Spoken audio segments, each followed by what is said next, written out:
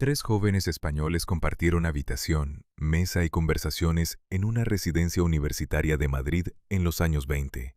Uno se convertiría en el poeta más leído de la lengua española, otro en el pintor más famoso del siglo XX, el tercero en uno de los cineastas más influyentes que ha dado el cine mundial.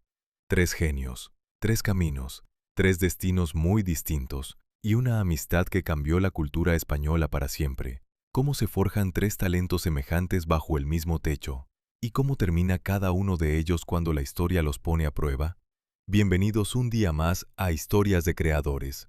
Soy Carlos Valverde, y hoy nos adentramos en la vida del tercero de aquellos jóvenes, el menos conocido del trío, y sin embargo el que vivió más años, viajó más lejos y filmó más obras maestras. Luis Buñuel. Para entender al hombre que cambió el cine, primero hay que volver al lugar donde aprendió a mirar el mundo. Un pueblo perdido en Aragón, donde el tiempo parecía haberse detenido siglos atrás.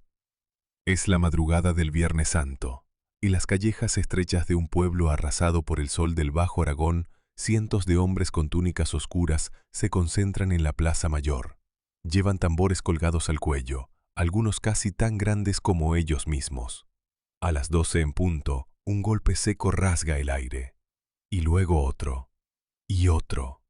En cuestión de segundos, 1000 tambores estallan al unísono y el suelo de Calanda comienza a temblar bajo los pies. El estruendo no cesará durante 24 horas seguidas. Dicen los viejos que es para recordar el terremoto que sacudió la tierra en el momento exacto en que Cristo expiró en la cruz, cuando el velo del templo se rasgó de arriba a abajo. En una casa señorial cercana a la iglesia, una mujer joven sostiene a su primer hijo, nacido apenas unos meses antes. El niño abre los ojos. Es la primera vez que oye los tambores de Calanda.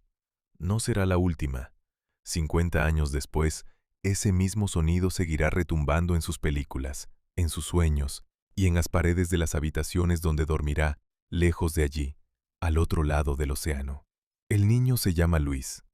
Ha venido al mundo el 22 de febrero de 1900, en una casa de piedra de la calle Mayor de Calanda, una localidad de poco más de 3000 almas perdida entre los olivares y las tierras pardas de la provincia de Teruel.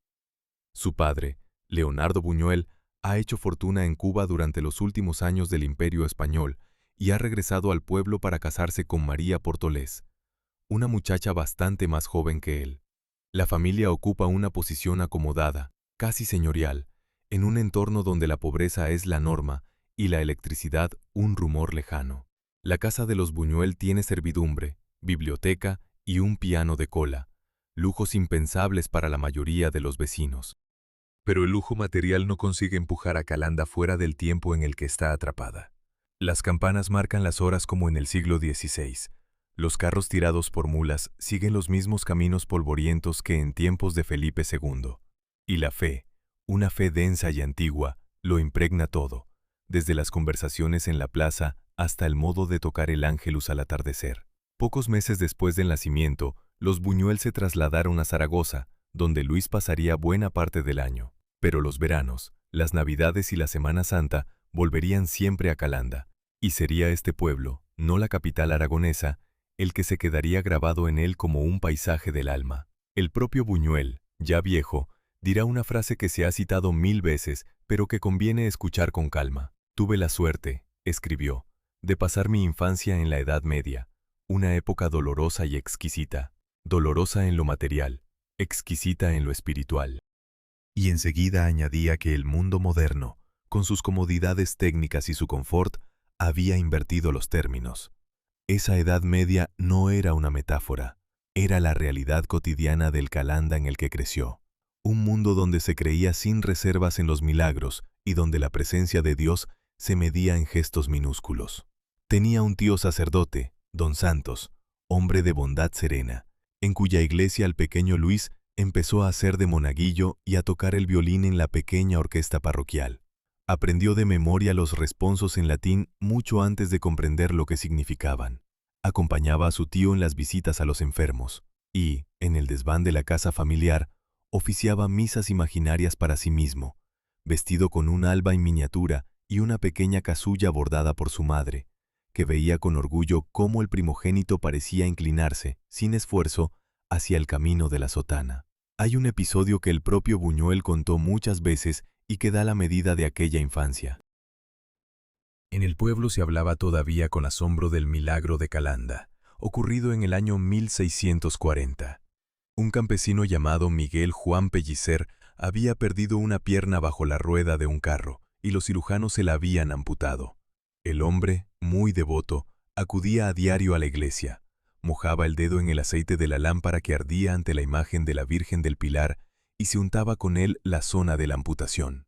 Una noche, según la tradición, la Virgen se le apareció acompañada de ángeles y le devolvió la pierna que había sido enterrada años atrás. El milagro había sido investigado por las autoridades religiosas y médicas de la época y aceptado como auténtico. Para los habitantes de Calanda no era un cuento piadoso, era el orgullo del pueblo. Un hombre cuya pierna había muerto y había sido sepultada recuperaba una nueva. Buñuel crecía oyendo aquella historia como otros niños oyen las leyendas de hadas. Y crecía también con la certeza de que, en su tierra, los muertos podían seguir presentes y los milagros eran cosa seria. Junto a la fe convivía, sin embargo, una familiaridad serena con la muerte que hoy resultaría desconcertante. Los velatorios se hacían en casa, con el cuerpo expuesto durante horas en el salón principal, rodeado de cirios y de mujeres rezando en voz baja. Los niños entraban y salían sin dramatismo, miraban los rostros cerosos de los abuelos y volvían a sus juegos. La muerte no se ocultaba, formaba parte del paisaje cotidiano, igual que las cosechas o las procesiones. Para el pequeño Luis, asomarse al féretro de un vecino era tan natural como asistir a una misa de domingo. Aquella manera de tratar la muerte, sin teatralidad y sin tabúes, marcaría para siempre su mirada. Décadas más tarde, en sus películas más célebres, la muerte aparecerá una y otra vez con la misma naturalidad con que la había conocido en Calanda, sin solemnidad y sin miedo, como un mueble más en el salón de la vida. También había secretos.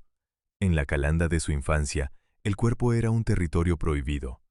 Las mujeres de la familia se cubrían hasta los tobillos, las criadas no podían cantar canciones profanas. Las palabras eran vigiladas como soldados en un cuartel. Pero todo lo prohibido encuentra grietas. El niño Luis comenzó muy pronto a sospechar que detrás de las puertas cerradas, en los silencios bruscos de los adultos, en los gestos contenidos de los criados, latía un universo entero del que nadie quería hablar.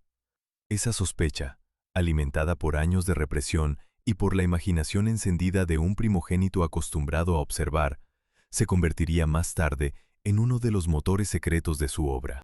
La culpa, el deseo contenido, el temor al castigo eterno, la fascinación por aquello que se calla, todo nace allí, en aquel pueblo donde un crucifijo presidía cada habitación y donde nadie pronunciaba en voz alta ciertas palabras. Calanda no fue, pues, un lugar de nacimiento. Fue un paisaje interior que Buñuel cargaría sobre los hombros durante el resto de su existencia, como otros cargan un acento o una cicatriz. El niño que oía los tambores en su cuna creció, se marchó a Zaragoza, a Madrid, a París, a Hollywood, a Ciudad de México. Y, sin embargo, en cada una de esas ciudades, en cada hotel, en cada estudio de filmación, en cada sueño insomne, el redoble del Viernes Santo seguía sonando con la misma fuerza terca que el día en que lo escuchó por primera vez. Filmó tambores en sus películas mexicanas. Llevó tambores a su casa de Ciudad de México, donde golpeaba los parches él mismo, ya anciano, para sentir vibrar de nuevo el suelo bajo sus pies. Cuando un periodista le preguntó, al final de su vida, qué era lo que más echaba de menos, el cineasta respondió sin vacilar, el silencio absoluto de las noches de Calanda, roto solo por el ladrido lejano de un perro o por una campanada solitaria. Aquel silencio, dijo, no existe ya en ninguna parte del mundo. Así fue la primera infancia de Luis Buñuel Portolés, un niño acomodado en un pueblo humilde, un monaguillo aplicado en una iglesia oscura, un futuro librepensador formado en la fe más cerrada, un cineasta que nunca se separaría del todo del eco de unos tambores que empezaron a sonar el Viernes Santo del año 1901 y que, en cierto modo, no han dejado de sonar nunca. El niño está de rodillas en el centro del aula. Tiene los brazos extendidos en cruz y en cada mano sostiene un libro pesado. Los hombros le tiemblan. Las muñecas le arden. A su alrededor, los demás alumnos siguen la lección sin atreverse a mirarlo. El aire huele a tinta y a humedad. Por la ventana se cuela un sol pálido de invierno aragonés. Ese sol que apenas calienta y que nunca llega a derretir la escarcha de los cristales.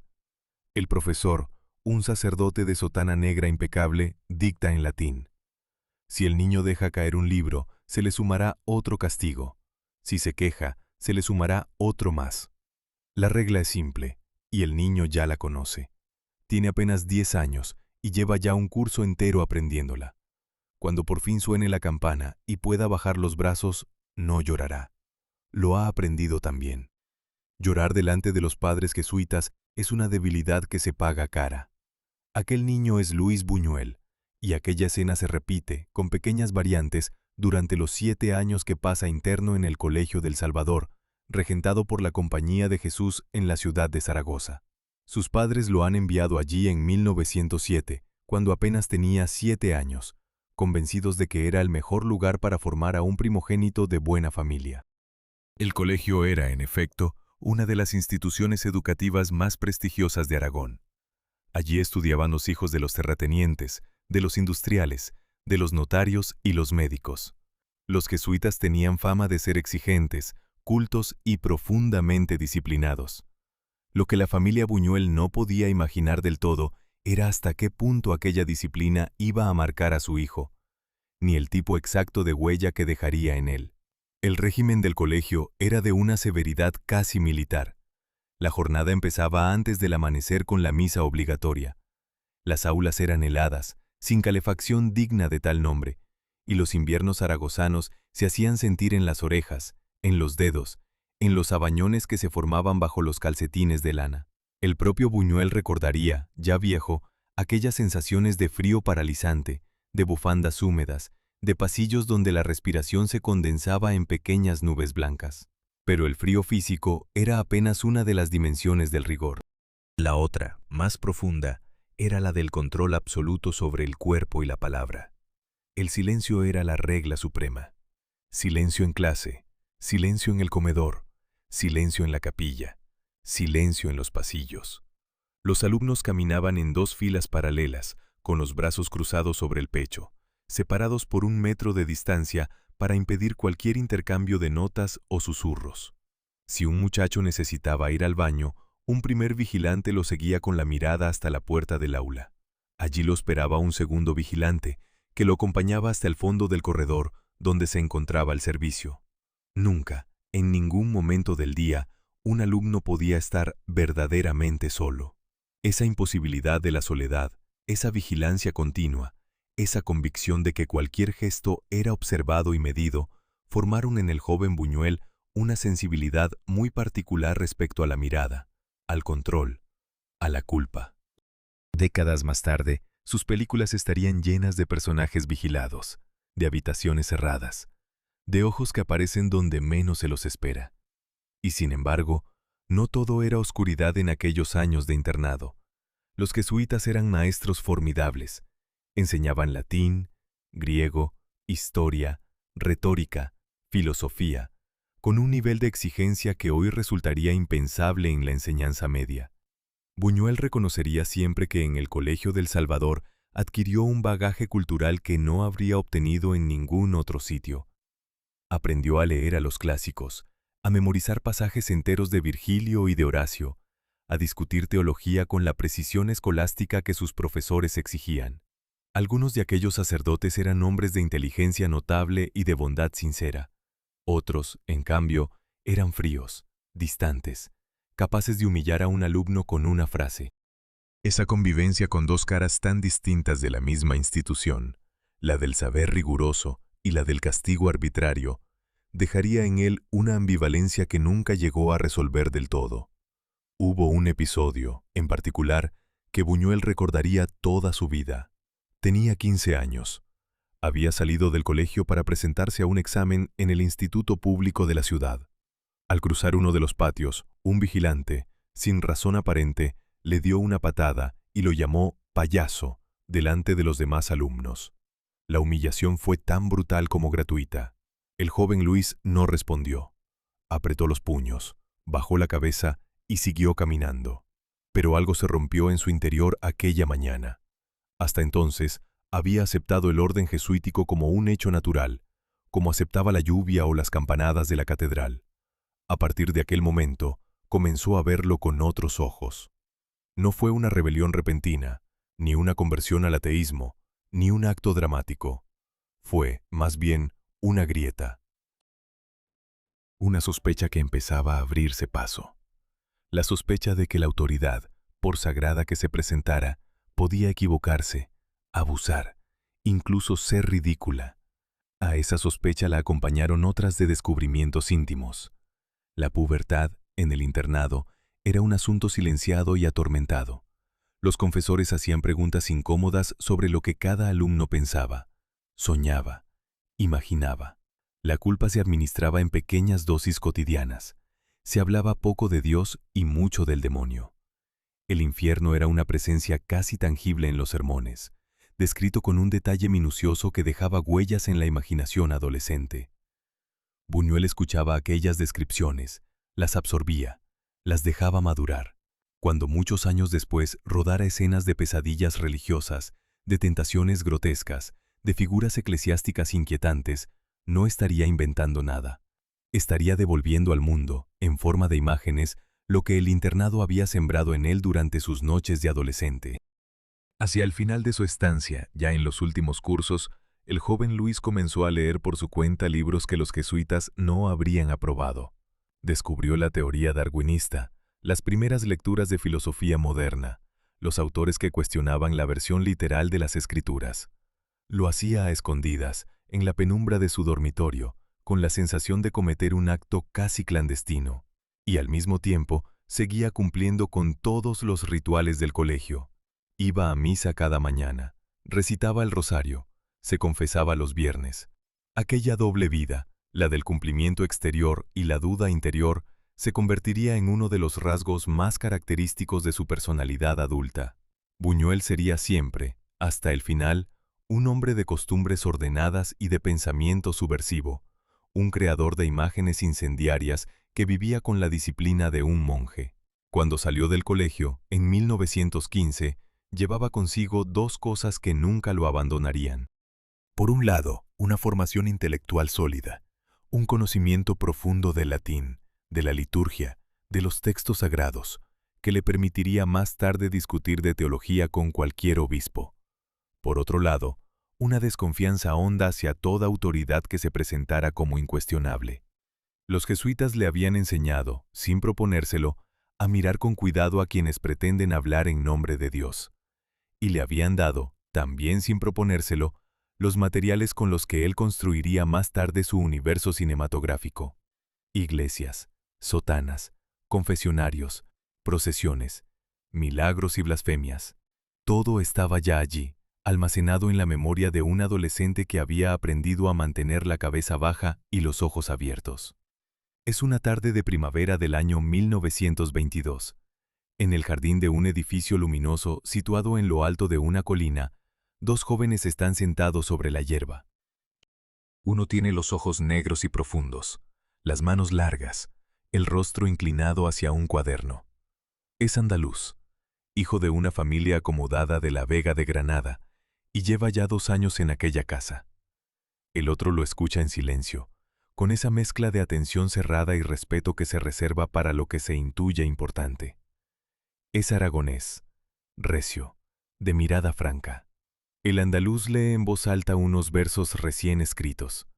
Le tiembla un poco la voz, no por miedo, sino por la emoción de quien todavía no sabe si lo que escribe vale algo.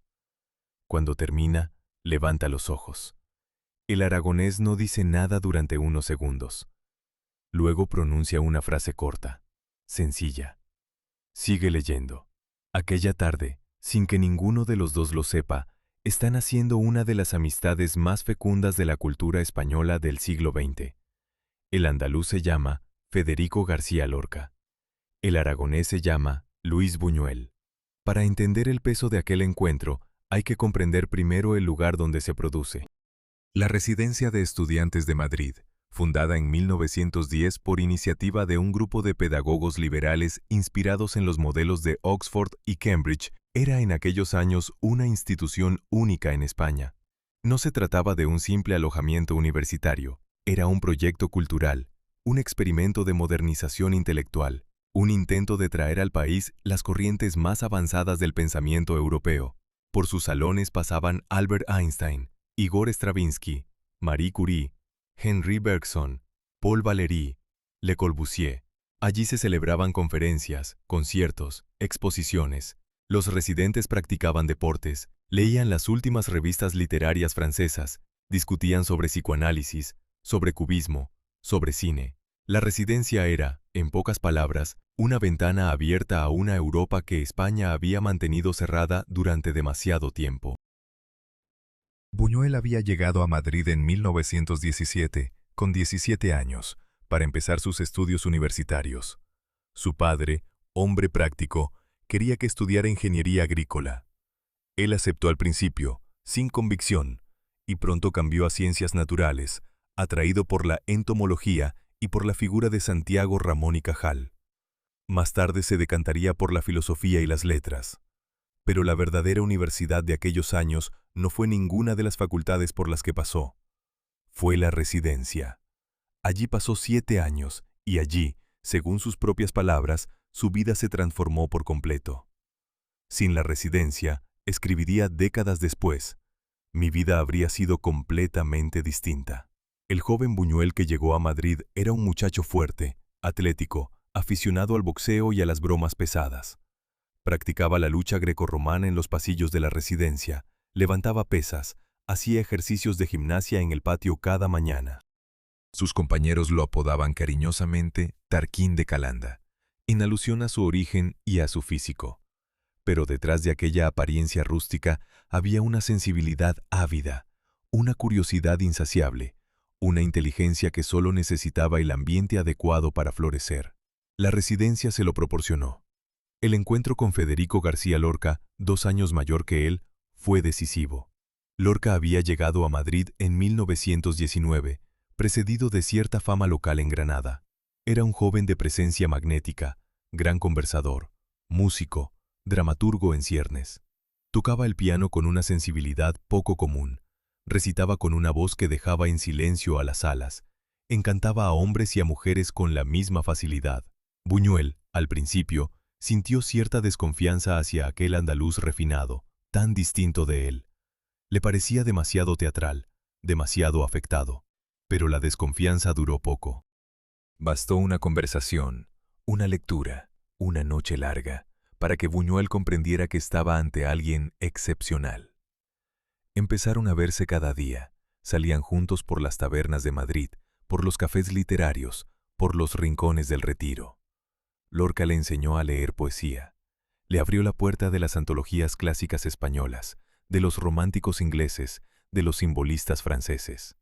Le hizo descubrir el flamenco hondo, el cante hondo de los gitanos andaluces, esa música densa que llevaba siglos escuchándose en las cuevas del Sacromonte y que para un aragonés del Bajo Aragón resultaba tan extranjera como un canto persa. Y, sobre todo, le enseñó a mirar el mundo con otros ojos.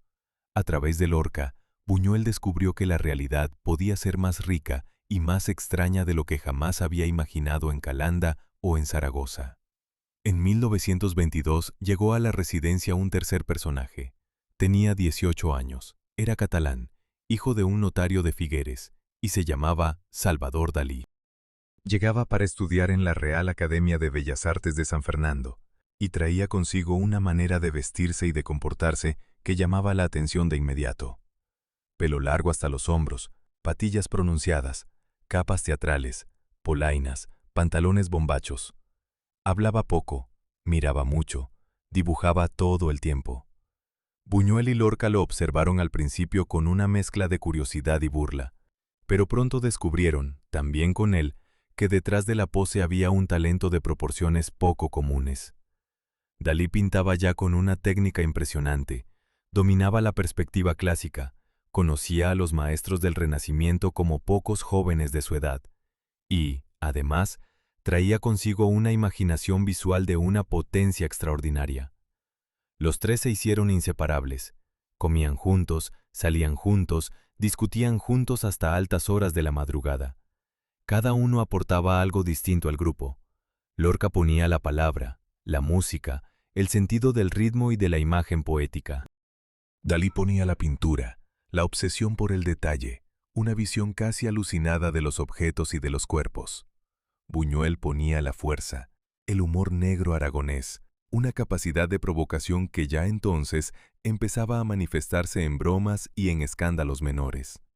Eran, sin saberlo, tres futuros gigantes de la cultura española, y la Residencia era el invernadero donde sus talentos se alimentaban mutuamente.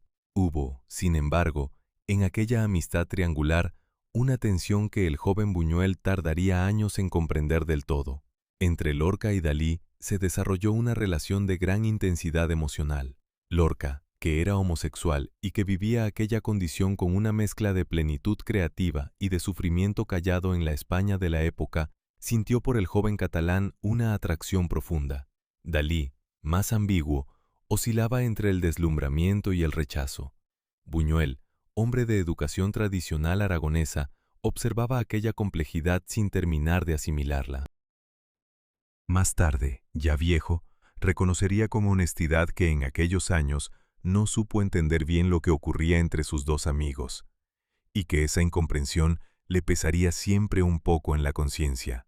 Las distintas versiones que se han transmitido de aquel triángulo afectivo no coinciden en todos los detalles, pero sí coinciden en lo esencial. La Residencia fue para los tres un tiempo de descubrimiento, de creatividad y, también, de heridas íntimas que dejarían huella en sus respectivas obras. Cuando Buñuel abandonó Madrid en 1925 para marcharse a París, se llevaba consigo más que un puñado de recuerdos.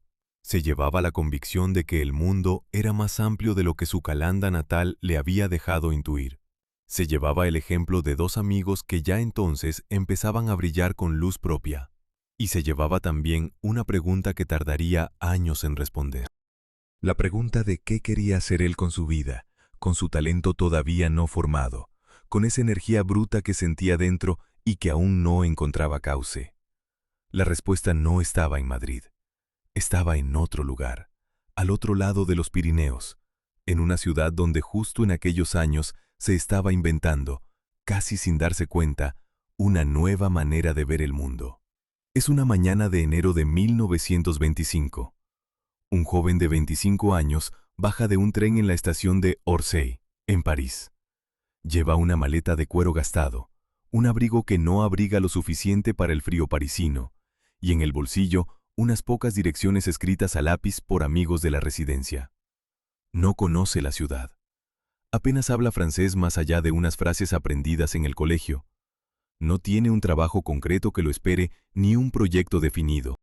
Solo sabe, con una certeza que él mismo no podría explicar, que su vida no podía continuar en Madrid, que algo lo empujaba hacia el norte, hacia la capital del arte moderno, hacia esa ciudad de la que todos sus amigos hablaban como del centro mismo del mundo.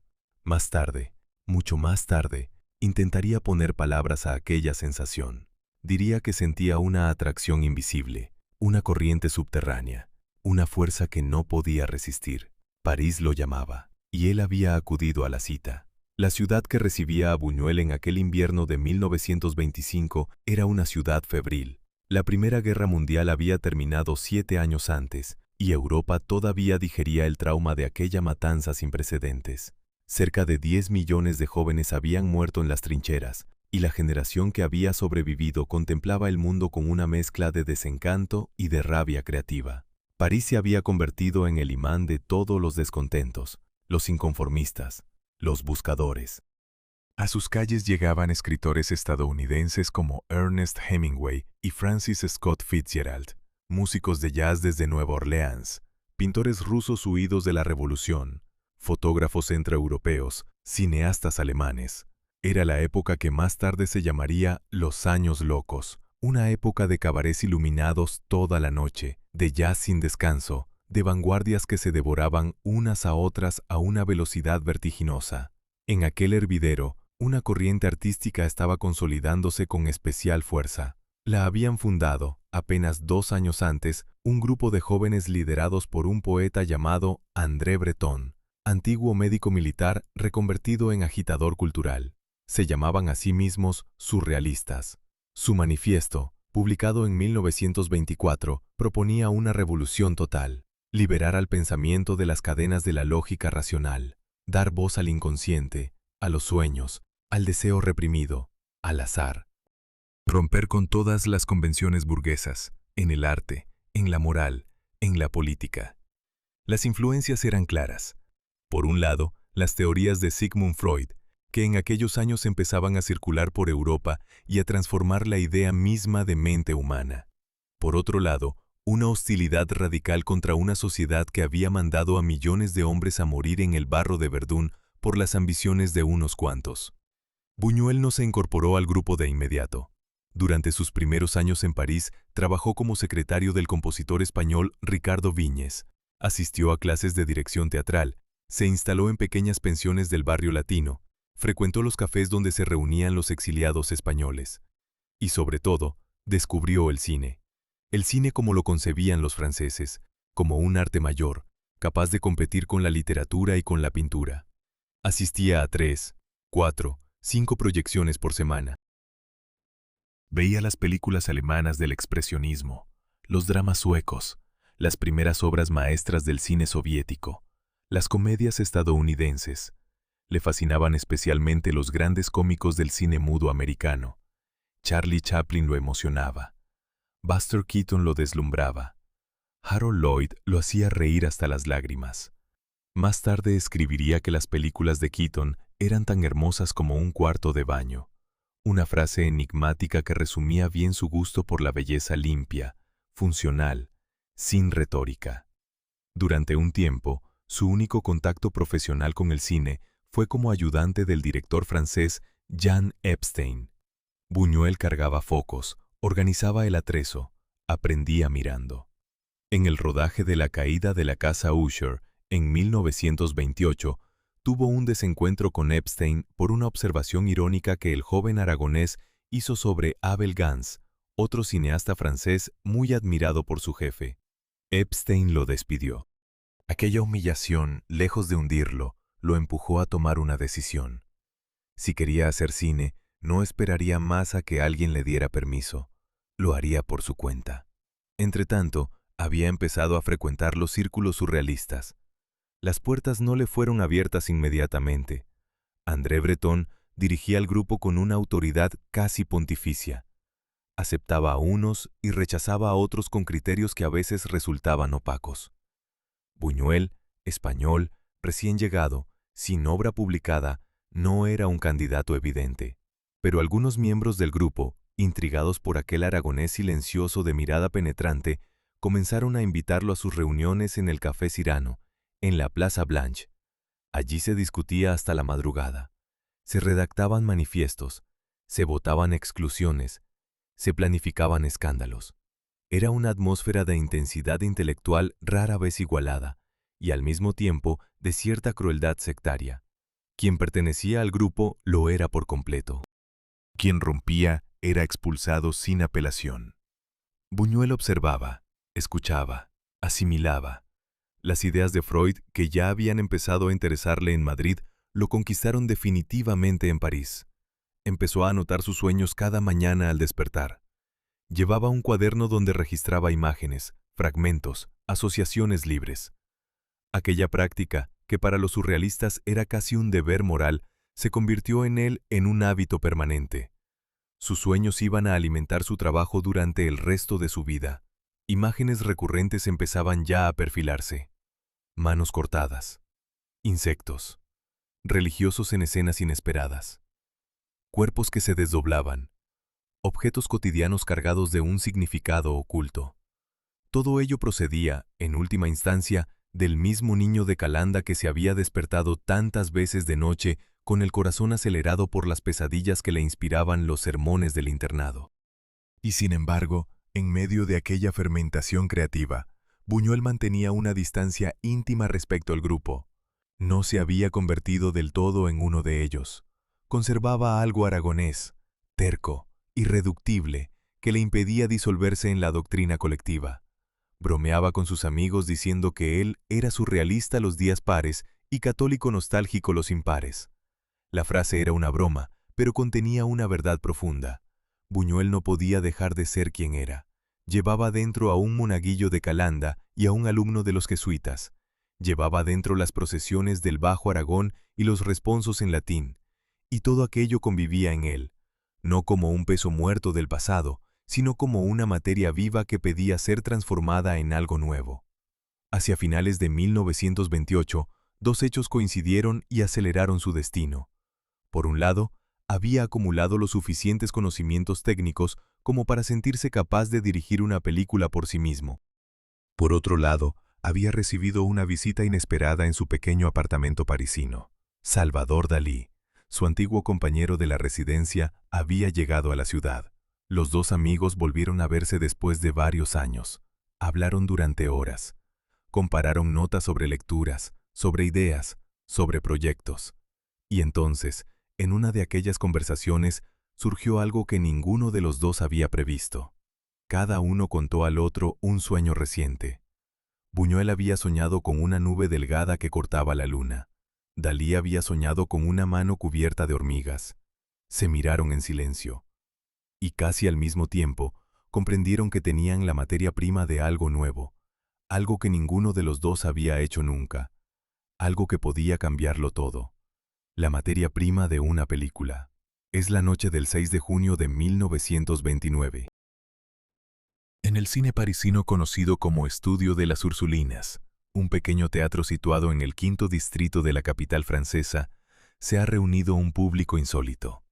En la sala se encuentran Pablo Picasso, Le Corbusier, Jean Cocteau, los matrimonios Noailles y Roland Penrose, varios de los mayores nombres del arte y la arquitectura del momento, junto a casi todos los miembros del grupo surrealista encabezado por André Breton. Las luces se apagan. La proyección comienza. En la cabina, un joven aragonés tiene los bolsillos llenos de piedras. Es Luis Buñuel. Lo ha planeado por si el público reacciona mal. Si silban, si abuchean, si tiran objetos contra la pantalla, él está dispuesto a saltar a la sala y a defender su película a pedradas. Pero algo inesperado ocurre. Cuando aparecen los créditos finales, en lugar de silbidos, estalla una ovación. Picasso se levanta. Cocteau aplaude con entusiasmo. Los Noailles se acercan, eufóricos, para felicitar al desconocido director. Y aquella misma noche, en la sala iluminada por velas, se decide que el aragonés acaba de entrar, sin pedir permiso, en la primera fila de los creadores europeos. La película se llama Un perro andaluz. Dura apenas 16 minutos y va a cambiar la historia del cine. El proyecto había nacido apenas unos meses antes, en una larga conversación entre Buñuel y su antiguo compañero de la residencia, Salvador Dalí. Los dos amigos se habían reencontrado en Figueres, en la casa familiar del pintor catalán, y habían decidido hacer juntos una película. La regla que se impusieron fue insólita y rigurosa. Cuando uno proponía una imagen, el otro tenía 3 segundos para aceptarla o rechazarla. 3 segundos, ni uno más. La idea era impedir que la razón interviniera. Solo se aceptarían imágenes que surgieran de manera espontánea, irracional, onírica. Imágenes que ninguno de los dos pudiera explicar. Imágenes que les sorprendieran a ellos mismos. Trabajaron así durante 6 días. Al cabo de una semana tenían un guión completo.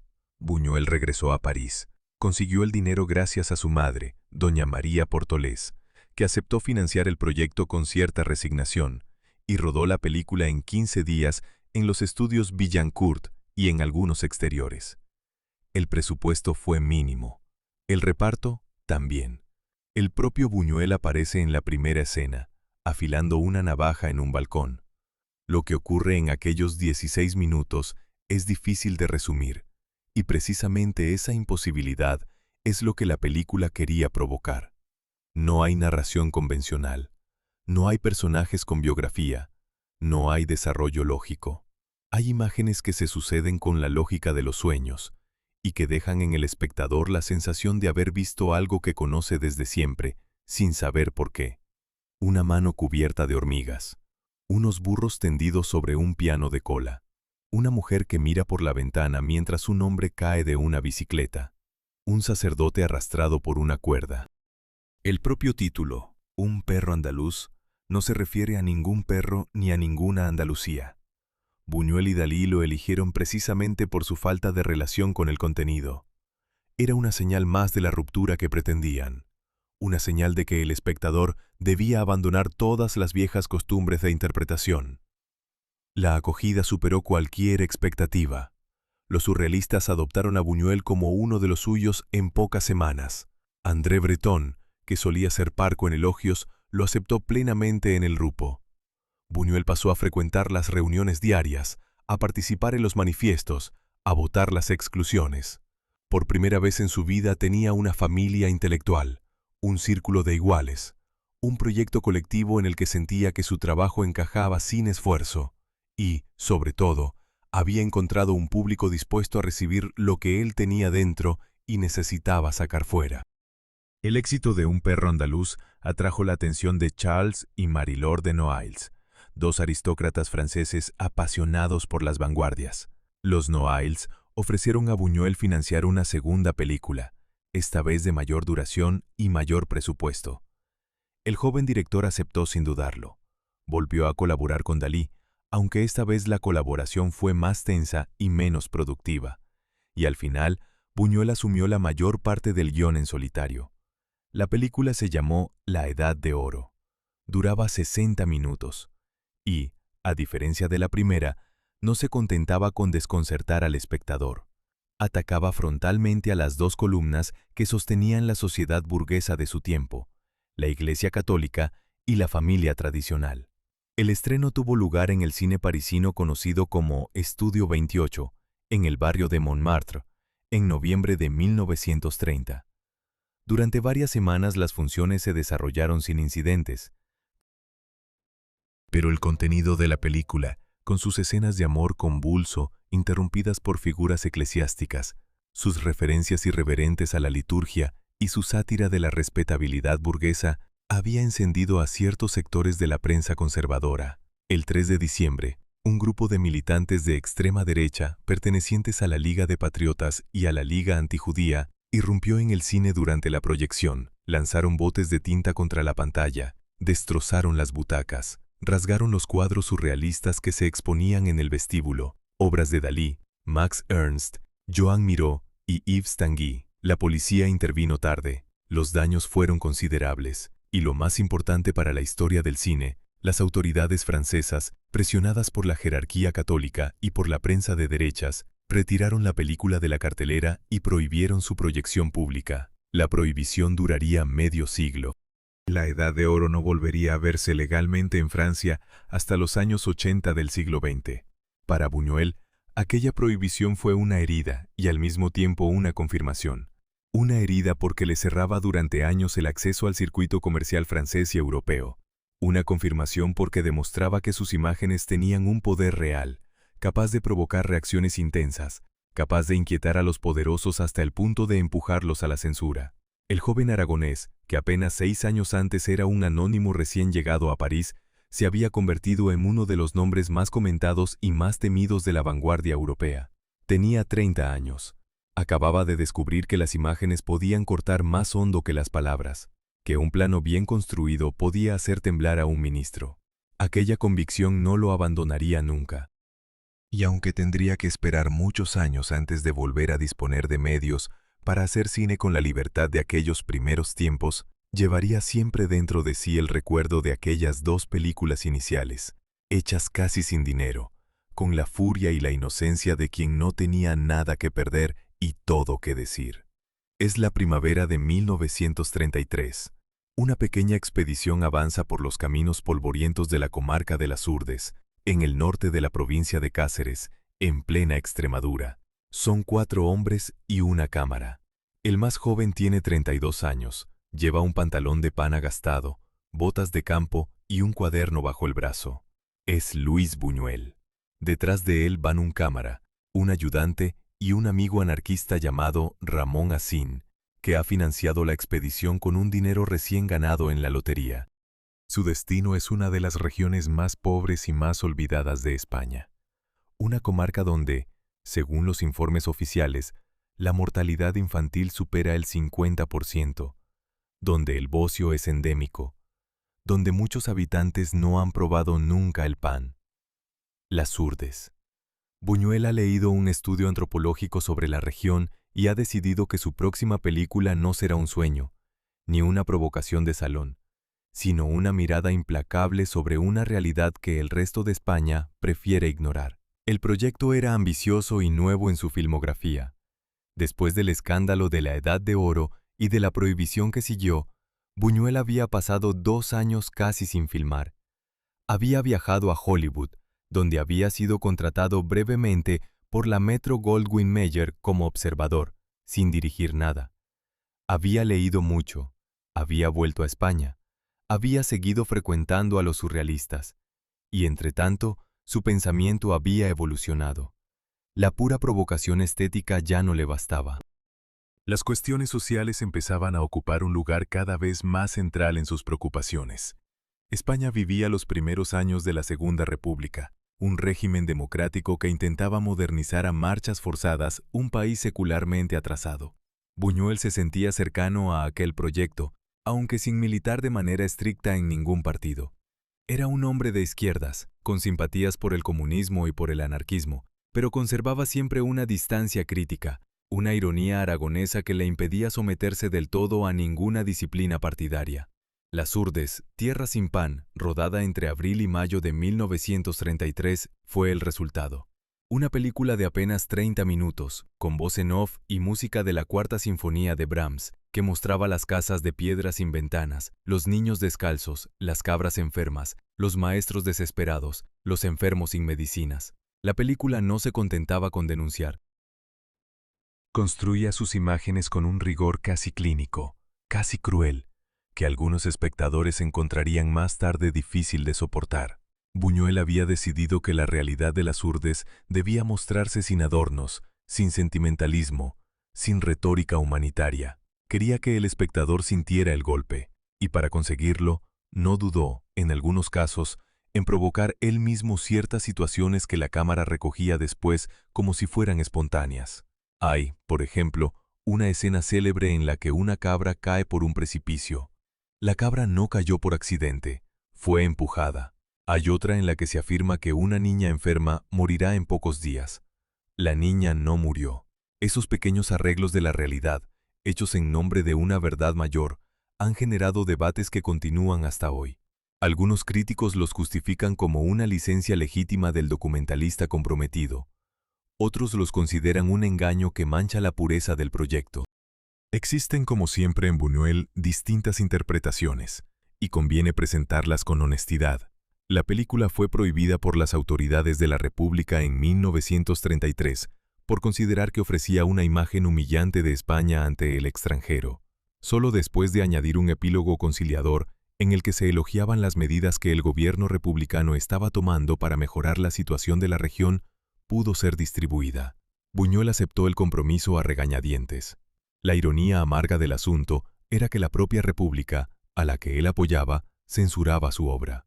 Aquella experiencia le enseñó algo que no olvidaría, que ningún poder, ni siquiera el que se proclama amigo, soporta de buena gana la mirada lúcida del artista. El 4 de julio de 1936 estalló la Guerra Civil. Buñuel se encontraba en Madrid. Los meses siguientes fueron los más confusos y dolorosos de su vida. La España que él conocía, la de la residencia, la de las tertulias, la de los proyectos de modernización, se desmoronaba en una violencia recíproca que llegaba desde todos los lados. Vio cómo amigos de izquierdas y de derechas eran asesinados sin juicio en las calles de la capital. Vio cómo la fe que había rechazado en su juventud se convertía, en algunos lugares, en pretexto para masacres. Vio también cómo el ideal revolucionario al que se había acercado se manchaba con crímenes que ninguna causa podía justificar. El gobierno republicano, consciente del valor cultural y propagandístico de Buñuel en el extranjero, lo envió a París en misión diplomática. Más tarde lo trasladó a Ginebra y finalmente a los Estados Unidos. En medio de aquella tragedia colectiva, una noticia personal lo destrozó. En agosto de 1936, en los primeros días del conflicto, Federico García Lorca había sido detenido en Granada por las fuerzas sublevadas y fusilado en un barranco cercano al pueblo de Biznar, junto a otros 3 prisioneros. Tenía 38 años. Buñuel se enteró de la noticia con un retraso de varias semanas, en un café de París. La noticia lo dejó mudo. El amigo que le había abierto la puerta de la poesía, el que le había leído versos en la hierba de la residencia, el que le había enseñado a mirar el mundo con otros ojos, había sido asesinado por unos hombres que probablemente no habían leído ninguno de sus libros. También Ramón Acín, el amigo anarquista que había financiado las urdes con su dinero de la lotería, sería fusilado pocas semanas más tarde, en su Huesca natal, junto con su esposa. La guerra arrancaba a Buñuel, en pocos meses, 2 de los pilares humanos sobre los que había construido su madurez. Hasta el final de su vida, cada vez que un periodista le preguntara por aquella época, su voz se rompería en el mismo punto, al pronunciar el nombre de Federico. Era, decía, una pérdida que no se cerraba nunca, una herida que cualquier conversación despertaba de nuevo. Buñuel salió de aquel duelo más viejo, más callado, y con la certeza de que ya nunca podría volver a ser el aragonés bromista que había sido en la residencia. Es una mañana de finales de 1942. En una pequeña oficina del Museo de Arte Moderno de Nueva York, una secretaria llora en silencio sobre un libro abierto. Tiene los hombros caídos. Una mano sostiene un pañuelo arrugado. La otra señala una página concreta del volumen recién publicado. La puerta se abre. Entra un hombre de unos 40 años, de mirada tranquila, traje gris y sombrero en la mano. Es Luis Buñuel. Trabaja desde hace 2 años en aquel museo, encargado de un programa de cine educativo financiado por el Departamento de Estado de los Estados Unidos. La secretaria levanta los ojos. No consigue articular palabra. Le tiende el libro. Buñuel lo coge, mira la portada. Lee el título. La vida secreta de Salvador Dalí, autobiografía recién aparecida. Lee la página marcada. Lo lee 2 veces. Cierra el libro despacio y, sin decir nada, sale del despacho. En aquel pasillo silencioso, con el libro todavía en la mano, acaba de comprender que su vida laboral en América ha terminado y que la amistad más importante de su juventud se ha roto definitivamente. Para entender cómo se llega a aquella escena, hay que retroceder unos años. Después del estallido de la Guerra Civil y de las misiones diplomáticas en Europa, Buñuel se había instalado en los Estados Unidos a finales de 1938. Llevaba consigo a su esposa, Jane Rucard, a la que había conocido en París una década antes y con la que se había casado en 1934, y a su primer hijo, Juan Luis, nacido pocos años antes. La familia se estableció en Nueva York. Buñuel, gracias a la mediación de algunos amigos influyentes, entre ellos el poeta cubano Jorge Mañac y el director René Clair, consiguió un puesto en el Museo de Arte Moderno de Manhattan. Su tarea consistía en supervisar la edición de documentales antifascistas destinados a Latinoamérica, así como en organizar programas de cine. El sueldo era modesto pero estable. La familia no era rica, pero podía vivir con cierta dignidad. Y Buñuel, después de los traumas de la guerra, parecía haber encontrado un puerto donde reposar. Mientras tanto, Salvador Dalí seguía un camino muy distinto. Después de su ruptura con el grupo surrealista a finales de los años 30, expulsado por André Breton bajo la acusación de haber coqueteado con simpatías por el régimen de Franco y por Hitler, Dalí había emprendido una carrera deslumbrante de autopromoción. Había llegado a Nueva York acompañado de su mujer, Gala, y se había convertido en una celebridad del mundo del arte y de la moda neoyorquina. Sus excentricidades, sus bigotes prodigiosos, su don para la frase escandalosa y su capacidad para vender obras a precios cada vez más altos lo habían transformado en una figura distinta del joven que había compartido habitación en la residencia de estudiantes. Buñuel y Dalí seguían viviendo en la misma ciudad, pero apenas se veían. Algo se había enfriado entre ellos durante los años 30, durante el rodaje incompleto de proyectos que no habían llegado a buen puerto. durante las tomas de partido políticas que los habían situado en lados opuestos de la realidad española. La autobiografía de Dalí, publicada en 1942 por la editorial Dial Press de Nueva York, fue el detonante. En sus páginas, el pintor catalán describía a su antiguo amigo como un comunista militante, un ateo combativo, un agente al servicio de la propaganda revolucionaria. Las afirmaciones, hechas en plena guerra mundial y en un país donde la sospecha de simpatías comunistas podía costar muy cara, llegaron rápidamente a oídos de las autoridades estadounidenses. El FB de Edgar Hoover ya había abierto un expediente sobre Buñuel. La American Legion, una poderosa asociación de veteranos de guerra, presentó una protesta formal exigiendo el despido del aragonés del Museo de Arte Moderno. Los responsables del museo, presionados por todos lados, le pidieron discretamente que presentara su dimisión. Buñuel la presentó. No quería arrastrar a la institución a un escándalo público y, también, no quería defenderse usando las mismas armas que sus adversarios. Salió por la puerta lateral, en silencio, sin pronunciar declaraciones a la prensa. Las consecuencias fueron inmediatas y graves. Su solicitud de ciudadanía estadounidense, presentada poco antes, fue rechazada. Las puertas de Hollywood, que apenas había logrado entreabrir, se cerraron. Buñuel pasó meses sin trabajo, viviendo de pequeños ahorros y de la generosidad de algunos amigos exiliados. Llegó a aceptar tareas modestas en estudios de doblaje, supervisando versiones en español de películas estadounidenses para el mercado latinoamericano. Aquellos trabajos lo deprimían profundamente. Había sido el director más comentado de la vanguardia europea apenas 10 años antes. Ahora era un funcionario anónimo de un departamento técnico en una ciudad donde nadie reconocía su nombre. Lo que más le dolió, sin embargo, no fue la pérdida del empleo, ni siquiera el rechazo de la ciudadanía. Lo que más le dolió fue la traición de un amigo. Buñuel y Dalí se habían conocido a los 20 años. Habían compartido la mesa, las lecturas, los descubrimientos artísticos, las primeras grandes obras.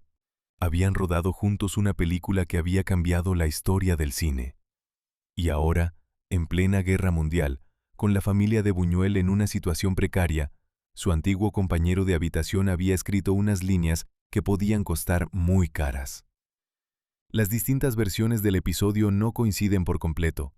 Algunos biógrafos sostienen que Dalí no era plenamente consciente del daño que sus palabras podían causar y que actuaba más por afán de sensacionalismo literario que por mala fe. Otros consideran que el pintor sabía perfectamente lo que hacía y que la traición fue calculada. Existe también una hipótesis intermedia, según la cual la propia evolución política de Dalí, su progresiva aproximación al régimen de Franco y a las posiciones más conservadoras, hizo que los antiguos compañeros se volvieran simplemente incompatibles. Sea cual fuera la verdad última, Buñuel nunca quiso saber. Cortó toda relación con Dalí. No respondió a sus cartas, no aceptó sus llamadas telefónicas, muchos años más tarde, cuando el pintor intentó un acercamiento. Y hasta el final de su vida, hablaría de él con una mezcla de respeto por el talento y de tristeza seca por lo perdido. El final del episodio americano fue, pues, un cierre doble, cierre profesional, porque ningún proyecto serio le sería ofrecido en Hollywood durante años. Cierre humano, porque la amistad triangular de la residencia, ya truncada por el asesinato de Lorca, perdía ahora a su tercer vértice. Cuando, en 1946, le llegó una propuesta inesperada para trabajar en México, Buñuel la aceptó casi sin pensarlo. No tenía motivos para quedarse. Había tocado fondo en el país que había soñado conquistar. Y solo entonces, al cruzar la frontera hacia el sur, descubriría que el verdadero comienzo de su carrera todavía estaba por escribir. Es una madrugada de 1950. En un decorado mal iluminado de los estudios Tepeyac, en Ciudad de México, un niño actor de 12 años está sentado sobre un colchón viejo. Detrás de la cámara, un hombre de 50 años, gafas de pasta gruesa y traje arrugado, le habla en voz baja. Le pide que cierre los ojos. Le pide que sueñe. Le pide que vea, en la oscuridad de su mente, a su madre acercándose con un trozo de carne crudo en las manos. Cuando empiece a soñar, le dice, todo se moverá despacio, como si flotara bajo el agua. El niño obedece. La cámara empieza a girar, y sobre la pantalla, durante apenas un minuto, comienza a desplegarse una de las secuencias oníricas más célebres de la historia del cine. Una madre que avanza con los pies descalzos, un trozo de carne sangrante que se ofrece como alimento, una pesadilla que mezcla el hambre física y el hambre afectiva, la culpa y el deseo, la infancia rota y la pobreza urbana. La película se llama Los Olvidados. El director, Luis Buñuel, lleva apenas 3 años en México y acaba de rodar la escena que va a devolverle, después de 15 años de silencio, la primera plana del cine mundial. La llegada a México, en 1946, había sido casi un accidente. Buñuel había aceptado una invitación para adaptar al cine la obra teatral La casa de Bernarda Alba, de Federico García Lorca. El proyecto se había desmoronado cuando los herederos del poeta no concedieron los derechos. Buñuel se encontró entonces en Ciudad de México sin trabajo, sin dinero y sin un plan claro. Fue allí donde conoció a Oscar Danzigers, un productor judío de origen ruso que había hecho fortuna en la incipiente industria cinematográfica mexicana. Danzigers le ofreció dirigir un melodrama musical titulado Gran Casino, con 2 estrellas populares de la época, Jorge Negrete y Libertad Lamarque. La película fue un fracaso comercial. Buñuel pasó después 2 años y medio sin filmar nada, viajando por el país, conociendo sus pueblos, asimilando una geografía y una sociedad que iban a convertirse, sin que él lo supiera, en su nuevo paisaje vital. México le ofreció lo que ningún otro lugar había podido darle hasta entonces. Le ofreció un idioma que era el suyo. Le ofreció una industria pequeña pero activa, que rodaba más de 50 películas al año. Le ofreció productores dispuestos a darle un margen de libertad a cambio de cumplir con plazos rigurosos. En la industria mexicana, una película se rodaba en 18 días, a veces en menos. Los presupuestos eran reducidos. Los actores trabajaban en varias producciones a la vez. Las decoraciones se reciclaban. Buñuel, que en sus tiempos surrealistas había despreciado el cine comercial, se adaptó con sorprendente disciplina a aquellas condiciones. Aprendió a planificar cada plano antes de llegar al estudio. Aprendió a no hacer más de 2 tomas de cada escena, a montar la película mentalmente durante el rodaje, a entregar el negativo en los plazos pactados. Aquella disciplina, lejos de empobrecer su arte, lo afinó. Lo obligó a una economía visual que se convertiría en uno de sus rasgos distintivos. Los Olvidados, estrenada en 1950, fue el momento en que el aragonés volvió a la primera línea internacional. La película mostraba la vida de los niños de la calle en los suburbios de Ciudad de México. No era una denuncia sentimental, era una mirada dura, casi cruel, sobre una infancia abandonada por el Estado, por la familia, por la sociedad. El protagonista, un muchacho llamado Pedro, se debatía entre la voluntad de salir adelante y la fuerza centrípeta de un entorno que lo arrastraba hacia el delito. Junto a él, otro adolescente llamado Jaibo, mayor, más astuto, más violento, encarnaba el destino que Pedro intentaba evitar. La película tenía, además de la denuncia social, secuencias oníricas como la que abre esta parte, donde el inconsciente del personaje irrumpía en el realismo con la misma naturalidad con que en Calanda los muertos seguían presentes en las conversaciones cotidianas. El estreno mexicano fue una catástrofe. La burguesía nacional se sintió ofendida por la imagen que la película daba del país. Los periódicos pidieron la expulsión de Buñuel. Algunos grupos universitarios denunciaron una supuesta calumnia contra México. La cinta fue retirada de las salas a los pocos días. Pero un mes después, en el Festival de Cannes de 1951, Los Olvidados conseguía el premio al mejor director. Octavio Paz, entonces joven diplomático en París, escribió un texto en defensa de la película que circuló entre los miembros del jurado. La crítica europea recibió la obra con un entusiasmo unánime.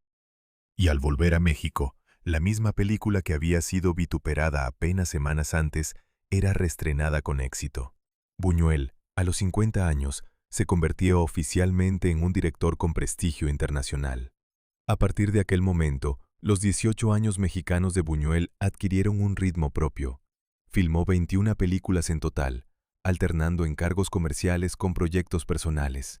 Algunas eran melodramas convencionales, hechos para pagar la hipoteca y mantener a la familia. Otras, como él, Su vida al cielo, Ensayo de un crimen o Nazarín, eran obras de una densidad psicológica y simbólica que pocos cineastas en el mundo igualaban. En 1951 se nacionalizó mexicano. Pidió la ciudadanía no por un fervor patriótico, sino por una razón pragmática. Quería poder firmar contratos en condiciones de igualdad y dejar de depender de permisos de residencia que se renovaban con dificultad. Hubo en aquellos años 2 películas que permiten comprender la profundidad de su transformación. Robinson Crusoe, rodada en 1952 en color, fue su primera incursión en el mercado anglosajón. Dirigió a un actor irlandés llamado Dan O'Herlihy, que sería nominado al Oscar al mejor actor por aquel papel. La película tenía un tono distinto del Buñuel surrealista, más narrativo, más clásico, pero conservaba los temas de siempre: la soledad, la construcción de la fe en condiciones extremas, la relación entre el amo y el sirviente. Más tarde llegó Nazarín, en 1959. Era la historia de un sacerdote idealista que recorría los caminos polvorientos de un México rural intentando vivir literalmente como Cristo, y que descubría, paso a paso, que el mundo no admite la santidad sin convertirla en motivo de burla, de explotación o de tragedia.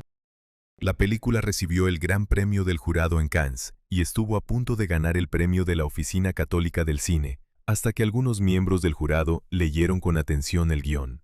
Buñuel celebró aquel rechazo como una pequeña victoria, que un sector de la Iglesia hubiera visto en su sacerdote bondadoso a un personaje admirable. Antes de descubrir el filo de la mirada del director, le confirmaba que su método seguía funcionando. El balance de los años mexicanos, visto a distancia, fue mucho más rico de lo que el propio Buñuel reconocería. Algunos críticos europeos, durante mucho tiempo, hablaron con cierto desdén de aquellas películas, tachándolas de menores o de meros encargos alimenticios. La realidad fue otra. En México, Buñuel forjó la lengua cinematográfica que iba a usar en sus últimas obras maestras. En México aprendió a esconder el surrealismo bajo una superficie aparentemente realista, a deslizar el sueño en medio de la vida diaria, a hacer que un plano pareciera convencional y, sin embargo, estuviera cargado de sentidos secundarios. Cuando, hacia 1960, recibiera una invitación inesperada para volver a rodar en su tierra natal, llevaría consigo todo aquel aprendizaje. México lo había recibido como exiliado. Lo despedía, sin saberlo todavía, como maestro. Es una mañana de marzo de 1960. En la estación de Hendaya, en la frontera franco-española, un tren acaba de detenerse. De uno de los vagones desciende un hombre de 60 años, traje gris, gabardina al brazo y un sombrero de fieltro en la mano. Tiene el pelo blanco, los hombros levemente encorvados, las manos pesadas de quien ha trabajado mucho. Se llama Luis Buñuel. Hace casi un cuarto de siglo que no pisa España. La salió en 1936, cuando todavía sonaban los primeros disparos de la Guerra Civil. Vuelve ahora con un visado provisional, con una invitación discreta del joven director Carlos Saura y con un proyecto en la cabeza que ni él mismo sabe si conseguirá llevar a término. Camina por el andén despacio. Mira los letreros, los uniformes, los rostros. Reconoce algunas palabras, otras no. Cuando un agente de aduanas le pide la documentación, la mano le tiembla apenas. No es miedo, es algo más complejo. Una mezcla de emoción contenida, de incredulidad, de pudor casi infantil ante la posibilidad de volver a una tierra que durante años había aprendido a mirar solo en sueños. El reencuentro con España fue, durante varios días, un duelo callado entre el hombre y sus recuerdos. Buñuel recorrió Madrid solo, sin avisar a casi nadie. Caminó por la Castellana. Visitó la antigua residencia de estudiantes, transformada por entonces en un instituto de investigación científica. Pasó frente al edificio donde había compartido habitación con Lorca y con Dalí, y se detuvo unos minutos en silencio. En Toledo, en una de las primeras salidas de aquellos meses, lloró sin disimulo en una plaza pequeña que había frecuentado en su juventud junto a sus compañeros de tertulia. Le dijo más tarde a un amigo que lo acompañaba que algunas calles se le habían vuelto físicamente dolorosas, como si caminara sobre una herida que se había mantenido abierta durante un cuarto de siglo. Y, sin embargo, en medio de aquella melancolía, había también una sensación inesperada. La España que el aragonés temía encontrar irreconocible seguía siendo, en muchos aspectos, la misma. Los rostros, los gestos, los olores de las tabernas, el modo de tocar las campanas al atardecer en los pueblos castellanos. Algo profundo había permanecido, y aquella permanencia le devolvió, durante unas semanas, una alegría serena que no sentía desde hacía mucho tiempo. El proyecto que lo había traído de vuelta era una película. Carlos Saura, joven director español que admiraba apasionadamente al maestro, lo había puesto en contacto con la productora española Uninsi y con la actriz mexicana Silvia Pinal y su esposo, el productor Gustavo Alatriste, cuya compañía Producciones Alatriste se encargaría de financiar buena parte del rodaje en coproducción con Film 59, la firma de Pere Portabella. La película debía contar la historia de una novicia llamada Viridiana, a punto de tomar los hábitos, que es llamada por su tío don Jaime para que lo visite antes de su profesión religiosa.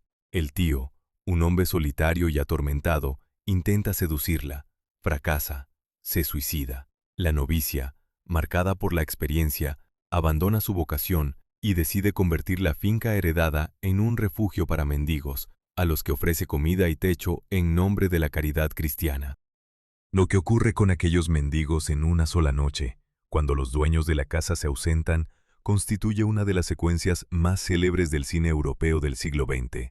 Una cena improvisada, un banquete grotesco, una parodia que muchos espectadores reconocieron, con escándalo o con admiración, como una versión libre de la Última Cena de Cristo. El rodaje se desarrolló en Madrid y en sus alrededores entre febrero y abril de 1961. Las autoridades españolas, ansiosas por recuperar la imagen internacional del cine nacional bajo el régimen del general Franco, habían concedido los permisos sin examinar el guión con detalle. Buñuel trabajó con una libertad que él mismo no esperaba. Fernando Rey interpretaba a don Jaime con una elegancia melancólica perfecta. Silvia Pinal encarnaba a Viridiana con una mezcla de pureza y de sensualidad contenida.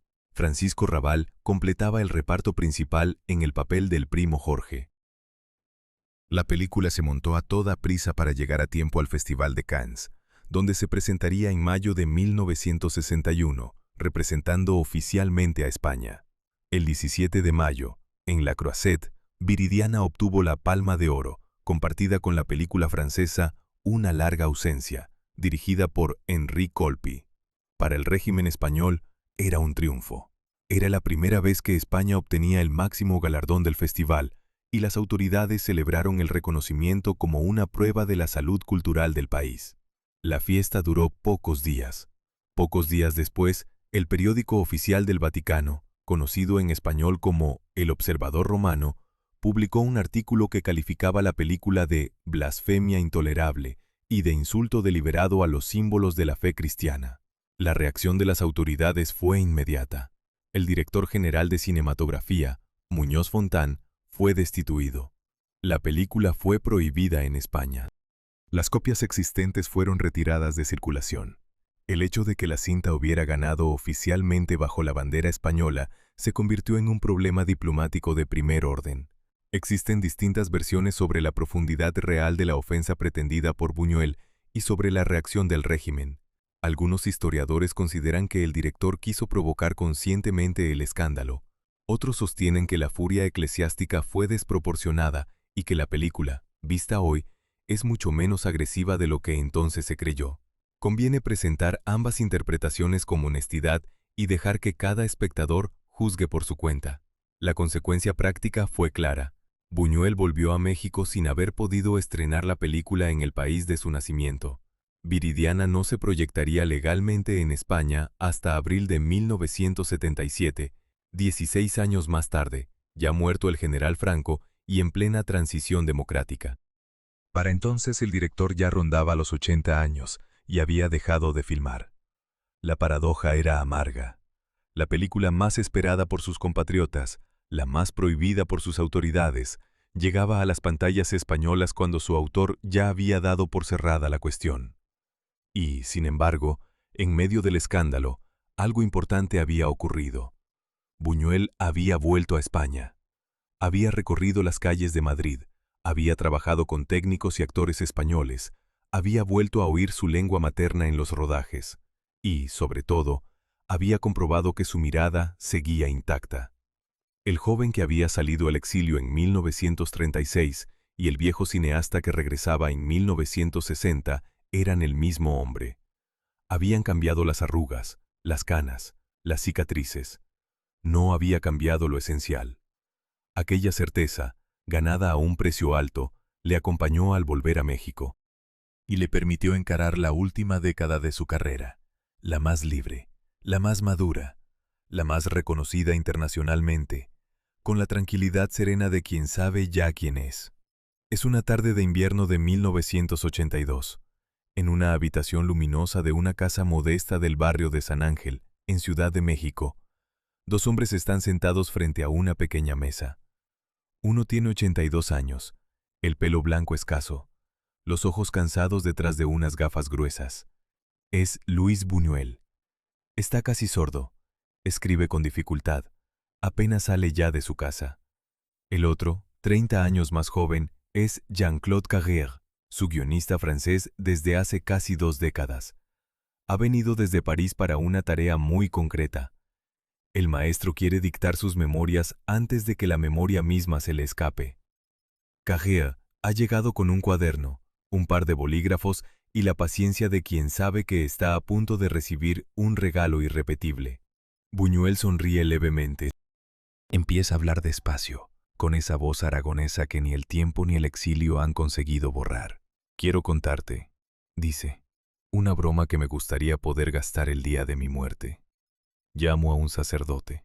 Me confieso ante mis viejos amigos ateos. Recibo la extrema unción. Y entonces, cuando todos están conmovidos, me vuelvo de costado y muero en paz. Carrière apunta sin levantar la cabeza. Sabe que aquella broma será la última frase de un libro que llevará por título Mi último suspiro. La última década creativa de Buñuel se había abierto, paradójicamente, cuando él pensaba que ya estaba todo dicho.